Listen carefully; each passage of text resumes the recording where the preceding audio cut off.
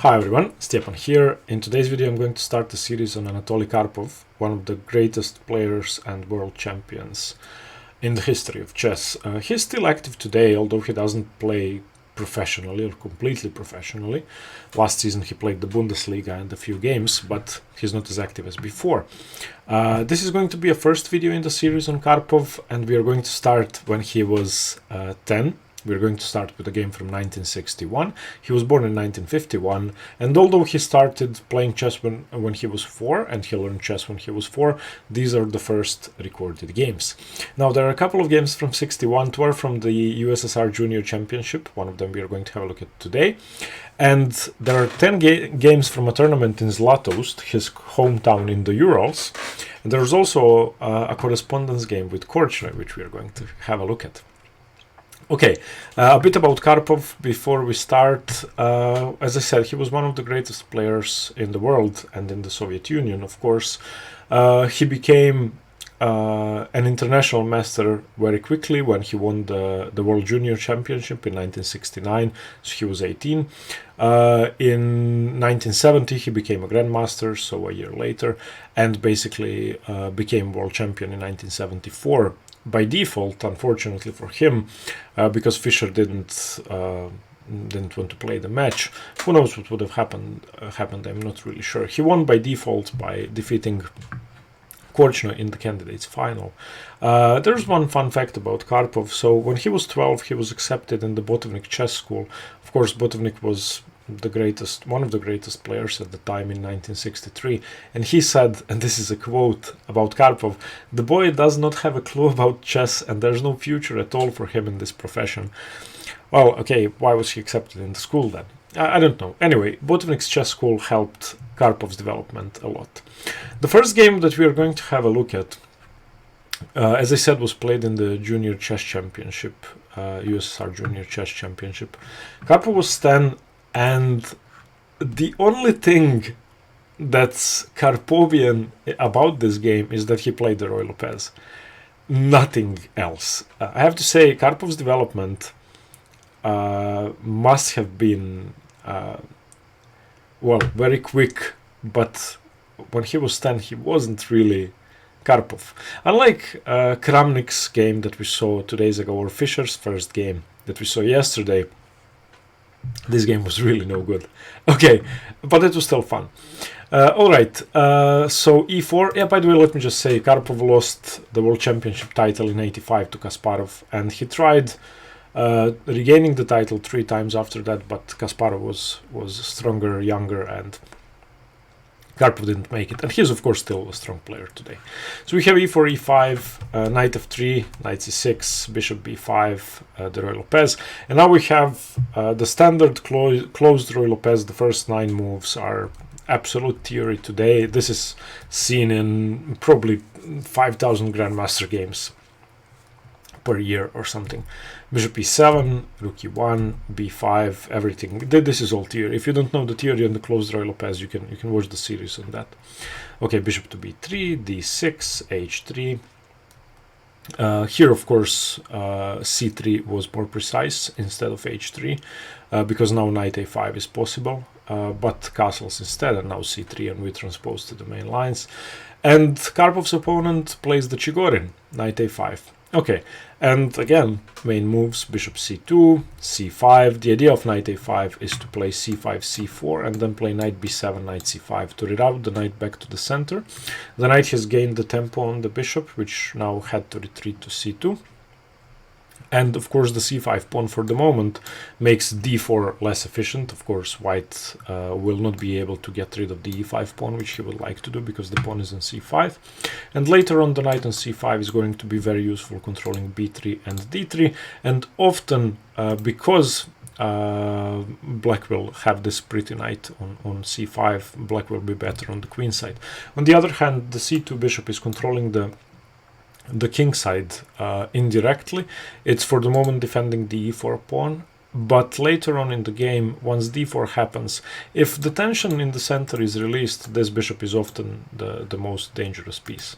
Of course, it seems that white's pieces are that white's pieces lack space, but after d4 and the knight moving towards the king side, white's pieces are going to come to life.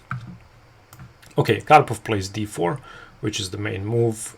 Queen c7 is one of the main moves, the main move. Knight b to d2, and in this position, the mainline theory is cd4. And after cd4, black can now choose between several moves. Knight c6 is one of the most popular moves. Then you can also play bishop b7. You can play bishop d7. You can play rook to d8. Definitely a couple of options for black there. But instead, black plays the move rook to d8, which is okay. It's not a bad move. It's just not the mainline theory. And in this position, Karpov plays the best move, d5, and here black goes badly wrong, and the fact that Karpov didn't punish black's next move shows that he gained his positional prowess later on in his career, probably in a year or two. But when he was 10, he wasn't a positional genius. Okay, so his opponent played knight b7. This is a huge mistake. What you want to do with black is you want to play c4. And once you play c4, let's say knight f1, then knight b7, knight g3, and knight c5. And these are very common knight maneuvers in the Chigorin. White is going to play for knight f5, making it very hard to play bishop b7 without leaving the f5 square undefended. And black will, of course, reroute his a5 knight, which is useless, to c5. And that way, if this bishop ever moves, knight d3 would be crushing, and the e4 pawn is under pressure. But Mr. Nedelin plays knight b7 first, and if you want, you can pause the video. How would you punish black for not playing c4? Well, of course, you play c4 yourself. I have to mention that you can also play b3, because c4 is, well, wouldn't be such a good idea here, because that would give white the option to simply win the pawn. I don't think there is time to defend or an easy way to defend the c4 pawn, but definitely c4 is just simpler. And in this position, if he takes and maybe knight a5 here, trying to exchange, but still after I play b3 and get my pawn to c4, I'm going to be better. So after c4, black should probably play knight a5 and try to trade off some pieces. But after knight b7, Karpov didn't punish that. He played knight f1, and now that gave black time to play c4. And here, again, another move that shows that Karpov wasn't really Karpov when he was 10. This move, I think Karpov a few years later wouldn't play if you paid him. So he played g4. I mean, that's not such a bad move, although it should give black more than equality already. Perhaps for a boy of 10, this is hard to play against, so his opponent may have been put off guard by this, but it's a bad move. I mean, you could play knight g3, you could play bishop e3. There are a lot of moves you could play. And in this position, in fact, Nedelin had a chance to just punish g4 directly with h5. Now, if you take, your kingside pawn structure is ruined. If you play g5, then knight h7, and this pawn is about to drop, or you have to play h4, which gives black the option to play queen d7 and queen g4, queen h3, and basically the black pieces are flooding in, and after knight c5 and pressure on e4 and maybe f6, or g6, or maybe even knight f8, knight g6, white's position would be almost hopeless. Okay, but after g4, his opponent plays knight c5, which I think is typical for younger and weaker players. You come up with a plan and you follow it through. If the situation on the board changes, you don't adapt your plan. That's why you're still a bad player. So I think this is very thematic and very instructive. When your opponent does something, when your opponent changes the nature of the position, even though knight c5 is a move you want to play in the Chigorin Ruy Lopez, try to think twice. Okay, knight g3 played, g6 played, stopping knight f5 and knight h5.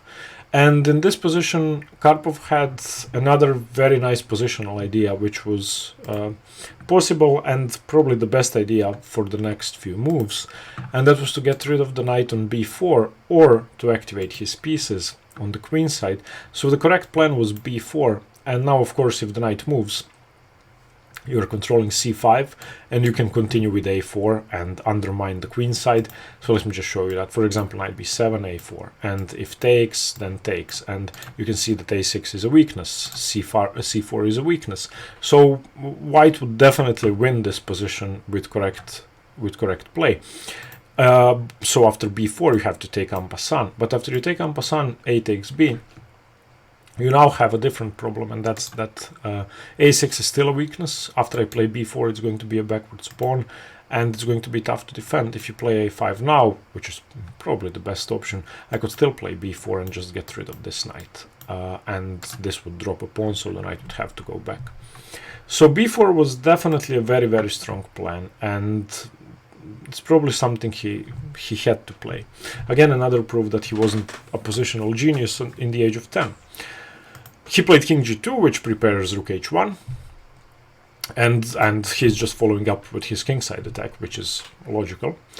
And in this position, knight e8, probably a bit too slow. Probably the knight is going to g7 and maybe g5, maybe h5, but I'm not sure. Maybe bishop f8 is the idea, and trying to get the bishop to this diagonal. I'm not really sure how to interpret knight e8. Maybe he was just afraid of g5. But Karpov plays g5 anyway, which he's just going crazy. And instead of g5, of course, b4 was best again. g5, and now a5, and now b4 is not so easy to play. So bishop e3, and b4 by black now. And black is better here. Not much better, slightly better, but he has a lot of queenside play. And in the Chigorin Ruy Lopez, white wants to attack on the king side, black wants to have activity on the queen side. In this position, black is already doing stuff. White's g5 pawn doesn't really give him any attacking prospects yet. If h4, h5, rook h1, stuff like that, then we're talking, but it's a long way away from that. Queen e2 played, developing the queen, attacking the c4 pawn. Bishop a6 defending, and now trading off the very strong knight, which I agree with, because the bishop was bad, because the pawn is on g5. If the pawn had been left on g4, then maybe bishop h6, and the attack would have been stronger. In this case, the knight on c5 was better. Okay, queen d2. I think just reinforcing the g5 pawn and preparing h4, h5, and maybe putting pressure on b4, but that's unlikely. Rook d to b8, rook e to b1, bishop to c8, and now black is preparing for a kingside push. In this position, Karpov had to prevent that. He had to play bishop a4, again a positionally very strong move, simply making black's progress harder and making the queenside pawns immobile. Bishop a4 was a very strong move. Instead, he played knight e2, which firstly doesn't achieve much. Okay, the knight was bad on g3, the e4 pawn doesn't really need defending, f5 is protected, h5 is protected by the g6 pawn, so the knight was almost useless on g3. But there were pressing issues on the queen side. And of course, in this position, black has to continue with a4, and no doubt about that. Bishop a4 wasn't played, you continue with a4. So for example, bishop d1, not losing a piece, and now b3, ab3, ab3, okay, rook takes, and now this pawn is a constant threat. Now, any rook a2, and if the b2 pawn falls, the b3 pawn is queening. Also, this bishop is a dreadful piece behind all the pawns. So black had to play a4 and just continue the attack. Instead, black played knight g7, which doesn't have anything to do with the position. As I said, these two squares are protected, so basically he's controlling squares that don't need defending. And Karpov now again should have played bishop a4. Instead, he plays b3, which makes black's task much easier. b3 is not a good move. Bishop a6 was played by black, which is okay. And now we have an exchange: cb4, ab4, bc4, bishop c4, which Karpov must have thought is good for him, trading off the queenside pawns. Unfortunately, after the move bishop d3 or bishop b3, you want to trade off the bishop, black shouldn't take. In the game, Nederlands took the bishop and made Karpov's life very easy. Instead of that, he should have played rook a3. and now Karpov is very close to losing after bishop c4, queen c4. The a2 pawn is a permanent weakness. This rook is amazing on a3, blocking the entire position. If the pawn advances, there is a chance that something is going to drop, and black is eventually going to reroute his pieces towards the queen side and start putting pressure. If you get the knight to c3, then it's already very tough. So this was a very strong plan, simply making this rook immobile, and of course you can see that the rook can never move, so white is basically playing with an inactive rook on a1 for the rest of the game. Instead of that, black helped Karpov with bishop takes d3. And now queen takes d3, and now black is equal, or white is equal again, and black has to do something normal. Knight h5, developing the knight, bringing it to f4 is good, bishop d8 is good, even knight e8 is good. But black lost the game in one move. Black played the move rook a3, and this is of course just losing tactically, because you have a rook hanging on b8, white's rook on a1 wasn't doing anything anyway. You're getting two pieces for the queen, and you win the bishop on e7 because black is hanging mate on the back rank. So after rook a3, a simple win which Karpov spotted. Queen takes, pawn takes, rook takes check, bishop f8 only move, and now rook c1, and you're going to play rook c8 and win the bishop. So after rook c8, queen e7 played, rook takes bishop, queen takes, you had to take, otherwise it was mate. Rook takes, king takes, and in this position after knight d2, Karpov's opponent resigned. You're going to lose a pawn, either the a3 pawn or the d6 pawn, and this is game over. But a couple of mistakes that weren't punished by Karpov, a couple of mistakes that weren't punished by Karpov opponents. Not a good game, but it's very soothing to see that Karpov, who is a positional genius, one of the best, if not the best positional player of all time. For example, after knight b7, not playing c4. That's soothing. That means that there is a lot of room for improvement. Okay, let me know what you think. Thank you for watching. Hope you liked the video, and stay tuned for more chess. Bye bye.